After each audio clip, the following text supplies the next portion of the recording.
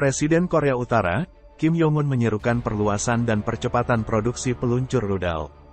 Hal ini tampak dari foto yang beredar, di mana memperlihatkan Kim Jong-un memeriksa pabrik yang memproduksi peluncur rudal balistik antara benua bersama putrinya, Kim Joo-ae.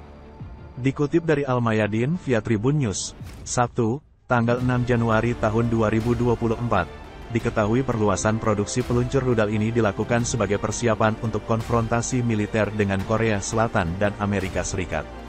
Sementara berdasarkan laporan kantor berita resmi Korea Utara, Kim Jong-un mengatakan bahwa peningkatan kapasitas produksi peluncur adalah hal yang penting. Situasi saat ini dinilai berbahaya, sehingga mengharuskan negaranya lebih siap menghadapi konfrontasi militer dengan musuh. Sementara foto-foto media pemerintah menunjukkan Kim dan putrinya Joo-ae mengunjungi pabrik yang memproduksi peluncur rudal. Pada keterangan foto yang beredar tersebut, dikatakan bahwa Kim Jong-un tengah menguraikan rencana untuk segera memproduksi berbagai peluncur.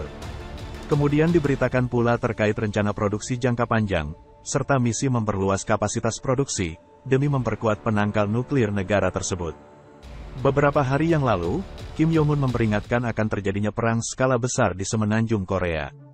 Perang itu dimungkinkan akan terjadi akibat tindakan provokasi yang dilakukan Washington di berbagai penjuru dunia. Bahkan, ia menegaskan, Korea Utara tak akan ragu melakukan perang nuklir jika AS dan Korea Selatan nekat melakukan konfrontasi militer dengan negaranya.